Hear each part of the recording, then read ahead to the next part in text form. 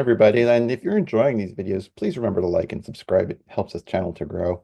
And again, we've been lucky to have Dr. Jen's art in residence at the Cayley Institute. Dr. Jen, hello. What's going on? Oh, I'm just, doing my favorite thing in the world, writing about progressions.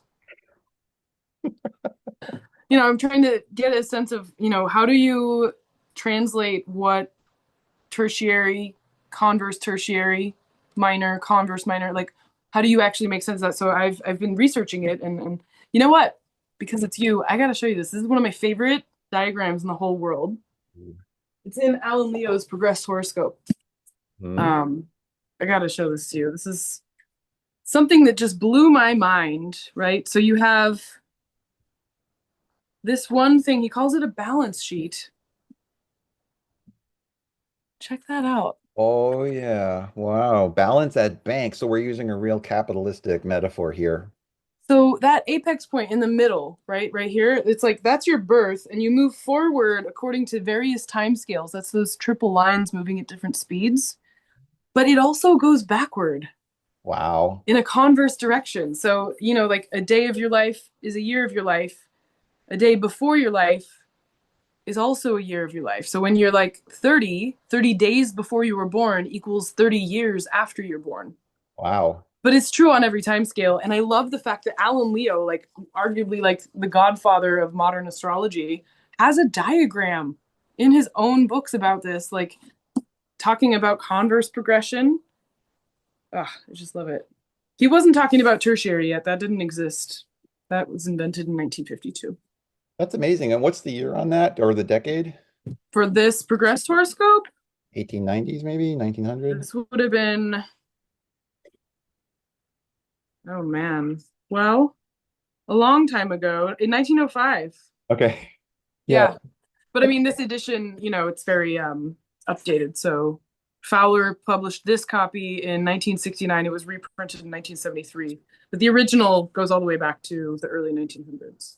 That's amazing. I've been looking at Abu Mashar lately, and there's a whole lot of stuff about nesting, right? And nesting predictive techniques. So you've Yeah. got activity, but you've got the solar return, and you've got the blah blah blah. So Yeah. that's reminds me a little bit of that. That is super cool. I Uh, just love that folding, right? Like it's like, but time moves forwards and backwards, like you're a pebble and you ripple out and yeah, affect the world. that's right. It kind of it gets more cyclical, and it's not in the normal linear progress of time. Totally. Can you see my screen? Yeah. What is Okay, this? you tell me, Jen. What is this? Instrumentum theoric. Pop quiz. It looks like a kind of clock. It looks like a calendar clock. Astrolabia. I don't know. What is it?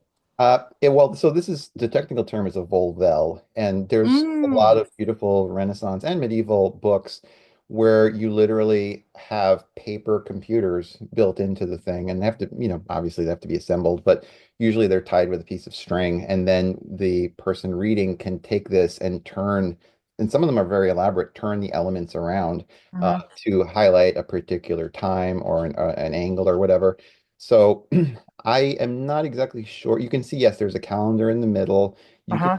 see that I guess God is holding a weird kind of sunflower bouquet with all the stuff Wow. on it. Um, and this is probably made for a certain latitude, sort of like a Yeah. simpler version of an astrolabe. Mhm. And because it's a zodiacal sign, with the decans very clearly marked on them as well. Um, and so I think your finger would probably go into the circle and then you would Mhm. use that to turn it around. And so I just wanted to show that. I think it's like, have you ever seen an astrology book that you can buy on the shelf today that has a Volvelle in it? No. Ever Although one? I'm sure there's one around here, I just haven't actually like opened it up to see it yet. Yeah. Mhm. But I love that idea of, like you have those back when I was doing history of science, we had to create our own like astrolabe. So you'd cut stuff out and you'd measure it out and you were graded on your paper astrolabe. So it would be cool to do this, like make your own Bovell. Yeah, I think it probably gives you a real nice, like, hands-on tactile experience of the Mhm. motions and the relationships and stuff that, a lot, well, some people haven't had the opportunity to like learn how to construct charts by hand. This takes it even deeper, right? So that Right. you're actually, I mean, yeah, you're making cool stuff. So This is like temporal navigation. Hmm. Hmm. Very Yeah. cool. Very cool. Thank you, Jen. Well, thanks for stopping by. It's nice to see you. Yeah. Good to see you too. Bye bye.